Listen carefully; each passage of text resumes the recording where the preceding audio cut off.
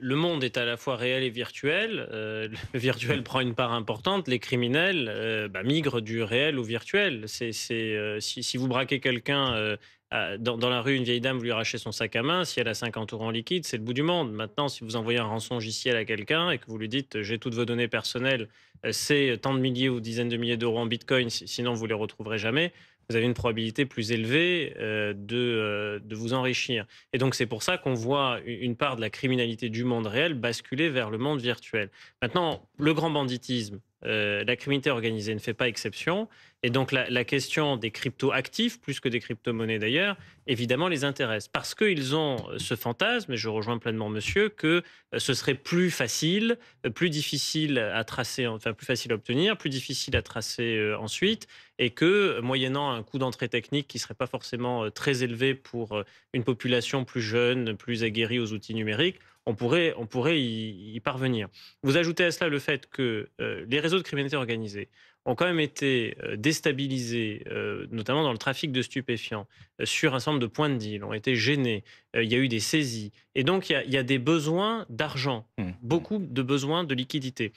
Et donc, on voit une diversification de l'activité de certains réseaux qui, jusqu'à présent, se consacraient exclusivement au trafic de stupéfiants, vers le racket, notamment de commerçants, et ensuite vers le kidnap and ransom. En fait, le kidnapping et la demande de rançon, pour le dire en français. Et donc, on a observé des séquestrations à domicile qui se sont démultipliées, qui touchent notamment des influenceurs, parce que vous avez des personnes qui ont une très faible hygiène numérique et qui laissent, hélas, beaucoup d'informations disponibles, trop d'informations disponibles sur où elles vivent, les valeurs Mmh. que recèle leur domicile, quand elles y sont, quand elles n'y sont pas.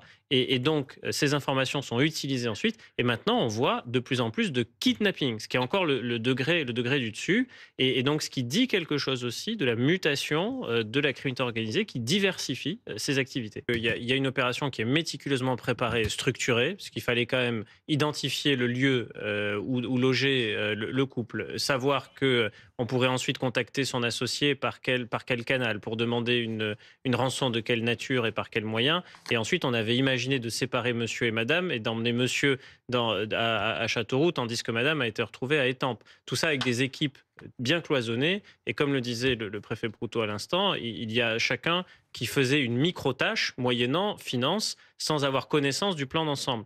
Et parallèlement à toutes ces opérations, vous avez quand même d'autres personnes qui étaient en charge de négocier avec l'associé de M. Ballan pour le versement de la rançon. Et heureusement que l'associé de M. Ballan était lui assisté des négociateurs du GIGN, parce que ça ne devait pas quand même être simple d'échanger avec des gens qui vous disent qu'ils détiennent M. Ballan après vous avoir envoyé des, En des- des effet. vidéos, vous voyez des choses effroyables. Mmh. Donc tout ça pour dire que c'est quand même assez structuré au niveau sommital, et que ce qui reste à éclaircir dans le cadre de cette enquête, c'est qui est derrière, parce que pour l'heure, on n'a pas cette Bien sûr, bien sûr, information. bien sûr. Mais Une zone d'ombre la plus Vincent importante. Ventighem découvre progressivement Mmh. pour BFM TV les profils Mmh. des 7 personnes mises en cause, mais il n'y a pas le commanditaire là-dedans, hein.